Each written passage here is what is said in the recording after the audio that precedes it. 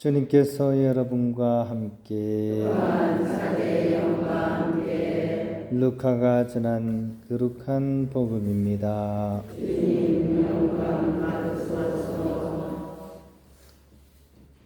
그때 예수님께서 성전에 들어가시어 물건을 파는 이들을 쫓아내기 시작하시며 그들에게 말씀하셨다. 나의 집은 기도의 집이 될 것이다 라고 기록되어 있다. 그런데 너희는 이곳을 강도들의 소굴로 만들어버렸다. 예수님께서는 날마다 성전에서 가르치셨다. 수석 사제들과 율법학자들과 백성의 지도자들은 예수님을 없앨 방법을 찾았다. 그러나 어떻게 해야 하는지 그 방도를 찾지 못하였다. 온 백성이 그분의 말씀을 듣느라고 곁을 떠나지 않았기 때문이다. 주님의 말씀입니다. 네, 평안을 빕니다. 네, 오늘 복음 속에서는 성전에서 장사하는 사람들, 또 돈을 바꾸는 사람들의 모습을 보고 아주 화를 내시는 예수님, 노발대발 하시는 그런 예수님을 이렇게 보게 됩니다. 좀처럼 이렇게 이렇게까지 과격한 모습을 예수님이 보이지 않으시는데 오늘 유독 강하게 이렇게 보여주고 계십니다. 그럴 수도 있겠다 생각할 수 있지만 이 상황을 우리 현실로 한번 끌고 와서 생각해 볼 필요가 있어요. 그죠? 얼마 전에 우리 본당에서 바자회 했죠. 그죠? 50주년 맞이해가지고 이제 이렇게 행사하기 전에 바자회담을 했고, 또 빈첸시오에서는 건어물도 팔았고, 또 지금은 새우젓도 지금 팔고 있죠. 그죠? 그냥 장사한 게 아니죠. 뭔가 합당한 이유가 있었습니다. 본당에서 바자회를 한 거는 본당에 이렇게 전기공사 후에 생긴 그 빚을 갚아야 되는 그런 목적이 있었고, 또 빈첸시오에도 마찬가지죠. 여기서 생기는 이익금으로 가난한 사람들을 위한 그런 김장을 해야 되는데 그런 비용을 마련하기 위해서 이걸 하는 거죠. 그죠? 그렇게 보면 거기 예수님께서 하시는 그 성전 앞에 그런 것들도 어떻게 보면 그 어떤 무작정 그냥 뒤집어 엎을 일은 아니잖아요. 그죠? 일종의 편의를 이렇게 도와준 거죠. 그죠? 이 사람들이 와서 이렇게 성전에 뭘 내야 되는데 일단은 환전을 해야 돼요. 왜냐하면 외국인 돈을 바칠 수는 없고 환전을 해서 이스라엘 사람들이 쓰는 그것을 이렇게 내야 되고, 그죠? 그 다음에 비둘기나 어떤 그런 재물을 바칠 때 내가 지금 직접 산에 가서 막 이렇게 쫓아다니면서 잡아올 수는 없잖아요. 그러니까 여기서 장사하던 사람들은 나름대로 성전에 온 사람들을 도와주기 위해서 이런 일을 했다고요. 근데 예수님께서는 왜 이렇게 화를 내시는 걸까요? 이게 굉장히 또 위험한 행동입니다. 이거 성전에서 잘못 행동하면 큰 죄로서 여기던 종교사회였기 때문에 예수님께서도 굉장히 큰 위험을 무릅쓰고 이런 행동을 하신 거예요. 왜 그렇게 했을까요?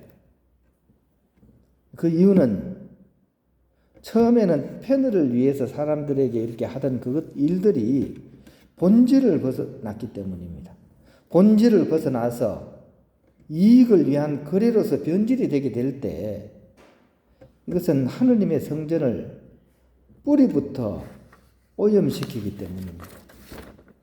성전에서 자기 이익을 위해서 취하는 이런 행동은 밖에서 하는 것과는 전혀 다른 행동입니다. 왜냐하면 이것은 하느님을 속이고 하느님 백성을 속이는 행위였기 때문입니다. 인간에게 있어서 이보다 더 큰 죄가 있을까요? 그래서 예수님께서는 당신의 희생을 감수하면서 이 좌판을 뒤집어 엎은 것, 채찍질도 막 이렇게 하시고 그죠? 반대로 하느님의 사람은 오히려 자신의 모든 것을 잃어버린다고 하더라도 아낌없이 하느님과 하느님 백성을 위해서 봉헌할 수 있는 사람, 이 사람이 진정으로 하느님의 사람이라고 할 수 있습니다. 오늘 우리가 성녀 체칠리아 성녀의 그런 축일을 기념하고 있습니다. 로마 귀족 출생이었고 또 어린 시절부터 그리스도인으로서 교육을 받으면서 성장하셨고 어느 정도 성장하시고 나자 예수님께 온전히 당신의 삶을 봉헌하기로 지금으로 치면 이제 그 수녀님으로서 당신을 봉헌하고자 하는 그런 열망을 지니셨습니다. 하지만 이 가족들이 맹렬하게 반대를 했고 발레리아누스라는 분과 결혼을 시켜버립니다. 그러니까 이분이 이제 어떻게 보면 온전히 예수님께 봉헌하고자 했던 그런 계획이 틀어지죠. 그럼에도 불구하고 이분은 포기하지 않습니다. 오히려 남편이 된 발레리아누스를 설득합니다. 자신의 동정을 좀 존중해주고 주님을 위해서 온전히 자신을 봉헌할 수 있도록 도와달라고. 이 정성이 얼마나 갸륵했던지 남편이 감동을 받고 남편마저도 그리스도인으로서 개종을 시킵니다. 더불어서 남편의 형제인 티브르티우스까지 같이 개종을 시키고 이분들과 함께 자선 활동에 이제 전념을 하게 됩니다. 그러다가 이제 이렇게 남편과 이렇게 남편의 형제가 체포가 되게 되고 이때 막시무스라는 분이 함께 이렇게 체포가 됩니다. 나중에 이제 성 막시무스가 되는데요. 그래서 이 세 분이 결국은 체포가 되어 가지고 처형을 당하게 됩니다. 이 과정을 지켜본 이 세실리아는 이 세 분의 장례를 다 치른 후에 본인 스스로도 이제 체포되게 되고요. 행정관이었던 알마키우사라는 분과 이제 논쟁을 하게 됩니다. 하지만 얼마나 이렇게 하느님에 대한 열정과 지혜가 가득했던지 이 행정관이 결코 세실리아를 이겨낼 수 없게 됩니다. 이러자 이제 사형을 내리게 되는데요. 그래서 이제 이분은 이제 참수형으로서 당신의 삶을 이렇게 봉헌하게 됩니다. 초대교회 때 이 성례의 그런 귀감이 사실 엄청났고 초대교회 때부터 공경을 많이 받았습니다. 우리로 치면 유관순 여사처럼 그죠? 일제시대 때 꽃다운 자신의 삶을 이렇게 막 봉헌했기 때문에 많은 사람들이 거기에 감동을 받고 3.1 운동을 통해 가지고 독립정신을 가진 것처럼 이 체칠리아 성녀는 그런 고귀한 희생을 통해서 많은 신자들로 하여금 감동을 받게 되고 그것을 통해서 본인 또한 기꺼이 하느님께 당신의 삶을 봉헌할 수 있는 그런 기감이 되신 분입니다. 우리도 어떻게 보면 시대는 다르지만 똑같은 그런 시대를 지금 살아가고 있는 것 같습니다.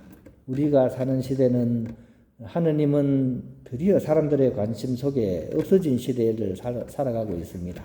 물질이 최고고 돈이 최고고 힘이 최고고 권력이 최고인 시대를 살아가고 있습니다.